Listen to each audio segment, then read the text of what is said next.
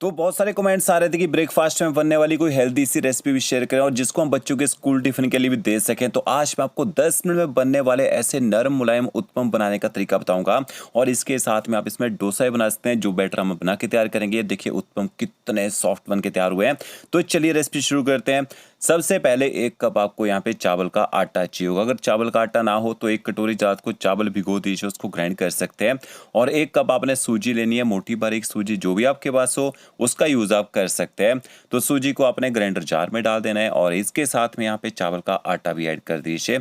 ऊपर से आपने जार को कवर कर देना है और अच्छी तरह से इनको ग्राइंड कर लीजिए। ग्राइंड मैं तो कर रहा हूँ क्योंकि मेरे पास जो सूजी थी वो मोटी वाली सूजी का मैं यूज़ कर रहा हूँ यहाँ पे। तो अच्छी तरह से उसको ना पीस लेते हैं, देखिए इस तरह से। और ये देखिए चावल और सूजी अच्छे से मिक्स भी हो चुके हैं। इसके बाद आपने एक बाउल लेना है और इस मिक्सचर को एक बाउल में डाल दीजिए।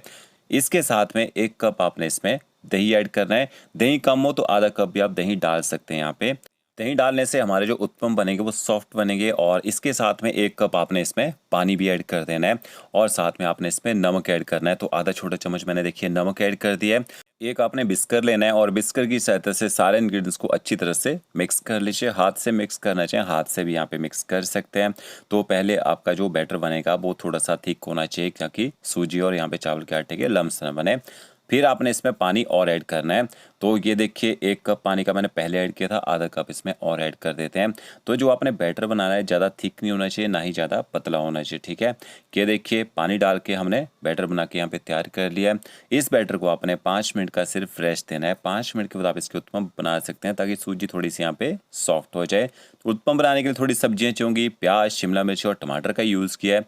ये जो सब्जियाँ हैं या तो आप इनको फाइन चॉप कर लीजिए या फिर आप इनको लंबा लंबा स्लाइस काटना चाहें स्लाइस भी काट सकते हैं। तो देखिए प्याज में मैंने कट लगा दिए हैं। प्याज को 1/2 करते हैं और इस तरह से प्याज को आप ना फाइन चॉप कर लीजिए। इसी तरह से आपने शिमला मिर्च के जो बीज हैं वो निकाल लेने हैं और शिमला मिर्च को भी आपने ये देखिए इस तरह से पहले जूलियन काट लेना है और इस तरह से शिमला मिर्च को इकट्ठा करके पकड़िए और शिमला मिर्च को भी आपने फाइन चॉप कर लेना है। आप गाजर यूज़ करना चाहें गाजर डाल सकते हैं, ऊपर से टॉपिंग में बीन्स डाल सकते हैं, जो भी सब्जियां वो डाल सकते हैं।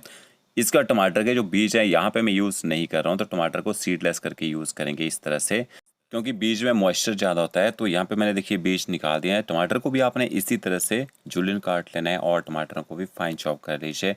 तो इन सब्जियों से हमारे 8 से 10 उत्पम जो है बन के तैयार हो जाएंगे। इनमें आपने थोड़ी सी हरी मिर्च ऐड करनी है तीखा करने के लिए। आधा चम्मच आप इसमें सांभर मसाला ऐड कीजिए, थोड़ा सा नमक ऐड करना है। नमक आप यहाँ पे स्किप भी कर सकते हैं, नमक डालने से सब्जियां ना केवल पानी छोड़ देती हैं। तो सांभर मसाला के साथ ही आप इनको मिक्स कर सकते हैं। तो ये देखिए टॉपिंग तैयार हो चुकी है। अब उत्पम के साथ में आपको यहाँ पे चटनी भी चाहिए होगी, तो टमाटर की चटनी बनाएंगे। 600 ग्राम मैंने टमाटर लिए हैं, अच्छी तरह से धो के आपने इनको रफली काट लेना है।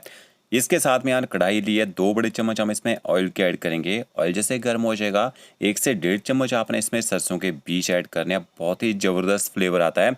और 3 बड़े चम्मच आप इसमें पीनट ऐड कीजिए। पीनट को आपने सबसे पहले यहाँ पे ऑयल में शैलो फ्राई कर लेना है ताकि इसका जो कच्चा टेस्ट है ना वो खत्म हो जाए। इसके साथ में थोड़ा सा आपने इसमें करी पत्ता ऐड करना है और एक आप रफली कट हुआ इसमें प्याज ऐड कर दीजिए। प्याज को भी आपने मिक्स कर लेना है और थोड़ी देर प्याज को पका लेना है ताकि इसका कच्चा टेस्ट खत्म हो जाए। तीखा करने के लिए 2 आप इसमें हरी मिर्च ऐड कीजिए। थोड़ा सा अच्छा फ्लेवर के लिए आप इसमें अदरक ऐड कीजिए। लहसुन डालना चाहें थोड़ा आप इसमें लहसुन भी डाल सकते हैं। अच्छी तरह से मिक्स कर लीजिए। तो ये देखिए प्याज को यहाँ पे मैंने पका लिया, ज़्यादा गोल्डन ब्राउन करने की जरूरत नहीं होती है। प्याज सिर्फ हम तो डालते हैं ताकि टमाटरों का जो खट्टा टेस्ट है वो कम हो जाए। फिर आपने इसमें रफली कटे हुए टमाटर भी ऐड कर देने हैं और टमाटरों के साथ में थोड़ी सी धनिया की डंठल होती ना वो डालिएगा। आधा छोटा चम्मच आपने इसमें नमक ऐड करना है। 1 से 1.5 चम्मच आप इसमें कश्मीरी लाल मिर्च पाउडर ऐड कीजिए। इससे चटनी तीखी भी हो जाएगी और कलर बहुत ही बेहतरीन आएगा। तो 1 मिनट के लिए गैस की फ्लेम हाई कर देनी है ताकि टमाटर जो है जल्दी से गर्म हो जाए और कंटिन्यू आपने यहाँ पलटा चलाते रहना है। और एक बात यहाँ पे मैंने पीनट का यूज़ किया है, आप पीनट की जगह रोस्टेड चना दाल यूज़ कर सकते हैं, फिर रोस्टेड चना भी यूज़ कर सकते हैं। ऊपर से आपने टमाटरों को कवर कर देना है। 6 से 7 मिनट तक एकदम लो फ्लेम में पकने दीजिए। जितना आराम से टमाटरों को पकाएंगे ना उतनी ही टेस्टी आपकी चटनी बन के तैयार होगी। तो ये देखिए टमाटर अच्छी तरह से यहाँ पे गल चुके हैं, अच्छे से सॉफ्ट हो चुके हैं। इसके बाद आपने इसमें आधा कप पानी का ऐड कर देना है, क्योंकि जब चटनी को ग्राइंड करते हैं ना तो बाद में पानी डालने की जरूरत पड़ती है, तब पानी नहीं डालना है। पहले ही आपने पानी के साथ टमाटरों को थोड़ा सा बॉईल कर लेना है, थोड़ा पका लेना है यहाँ पे। तो क्या देखिए पानी डालने के बाद यहाँ पे बॉयल हो चुका है। गैस की फ्लेम आपने बंद कर देनी है और टमाटरों को आपने ठंडा होने देना है। जैसे ठंडे हो जाएंगे फिर आपने इनको ग्राइंड करना है। ये देखिए इस तरह से आपकी टमाटरों की चटपटी सी जो चटनी है ना वो तैयार हो जाएगी। इसको आपने एक बाउल में निकाल लेना है। चटनी के ऊपर से आपने छौंक का तड़का लगाना है। एक पैन लीजिए, एक बड़ा चम्मच आपने ऑयल ऐड करना है, 2 साबुत मिर्च ऐड करनी है, 1 चम्मच आपने रोस्टेड चना दाल ऐड करनी है, फिर चना दाल डाल सकते हैं। 1 चम्मच आपने सरसों के बीज ऐड करने हैं। सरसों के बीज को अच्छी तरह से यहाँ पे चटकने दीजिए। फिर आपने थोड़ा सा ऊपर से करी पत्ता डालना है। करी पत्ता को भी आपने इस तरह से चटकने देना है। इसका छौंक लगा दीजिए। इस चटनी को 2 दिन तक फ्रिज में स्टोर करके भी रख सकते हैं। और ये देखिए 5 मिनट तक यहाँ पे मैंने सूजी और चावल के आटे को भिगो के रखा था। अच्छी तरह से सूजी यहाँ पे सॉफ्ट हो चुकी है और बैटर हमारा थोड़ा थिक भी हो चुका है। अब यहाँ पे आपने आधा चम्मच इसमें बेकिंग सोडा ऐड करना है या फिर इनो ऐड कर सकते हैं, बेकिंग पाउडर का यूज़ भी कर सकते हैं।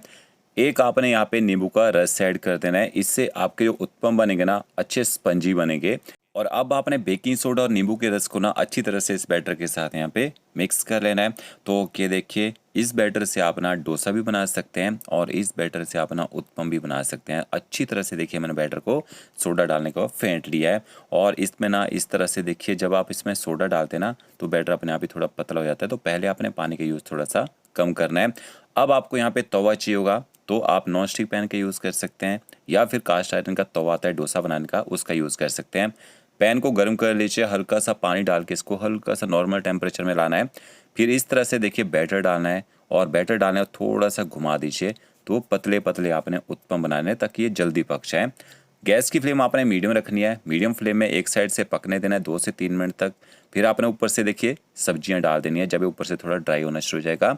और इसके बाद आप उत्पम को पलटी कर दीजिए। दूसरी साइड से भी थोड़ा सा पकने देना है ताकि जो हमने सब्जियां डाली है ना वो भी अच्छी तरह से पक जाएँ। तो ये देखिए बिल्कुल नरम मुलायम और सॉफ्ट आपके ना उत्पम जो है इस तरह से बनके तैयार हो जाएंगे। इनको आप बच्चों के स्कूल टिफ़िन के लिए दे सकते हैं, बच्चों को सुबह मॉर्निंग ब्रेकफास्ट में दे सकते हैं। बहुत ही टेस्टी बनते हैं और देख सकते हैं इस तरह से उत्पम डालना है। जब बैटर डालें ना तो तवा ज़्यादा गर्म नहीं होना चाहिए, ऊपर से बैटर ड्राई हो जाएगा। थोड़ी सब्जियां डाल दीजिए, इस तरह से प्रेस कर दीजिए और इसके बाद आपने हल्का सा ऊपर ऑयल लगा लेना है जो आपको दिखा नहीं पाया। दूसरी साइड से भी सब्जियों को पकने देना है और इस तरह से आप उत्पम बना लीजिए। सारे उत्पम आपने इसी तरह से बनाने हैं। अब आपको ना इसी बैटर से डोसा बनाने का तरीका बताता हूँ। पैन को अच्छी तरह से गर्म कर लीजिए। इसका गैस की फ्लेम आपने एकदम लो कर देनी है। पानी स्प्रिंकल करना है ताकि टेम्परेचर सेट हो जाए तवे का। कपड़े से पानी को साफ कर लीजिए। छोटी कटोरी से आपने इस तरह से बैटर डालना है और ये देखिए इस तरह से बैटर को ना घुमा दीजिए। पतले इसमें घुमाना है ताकि जो डोसा बने ना वो थोड़ा पतला बने। पतला डोसा बनेगा तो अच्छा क्रिस्पी बनेगा और जल्दी भी सिक जाएगा। तो ये देखिए यहाँ पे सेम बैटर से डोसा बन के तैयार हो चुका है। मसाला डोसा बनाना चाहें तो आलू का मसाला बना लीजिए। हल्का सा ऊपर ऑयल आपने स्प्रिंकल करना है इस तरह से। बैटर अगर आप थोड़ा कहीं मोटा रहेगा होगा पलटे से उसको सेट कर दीजिए। दूसरी साइड को डोसा को पलटी कर दीजिए। दूसरी साइड से भी आपने इसको पकने देना है।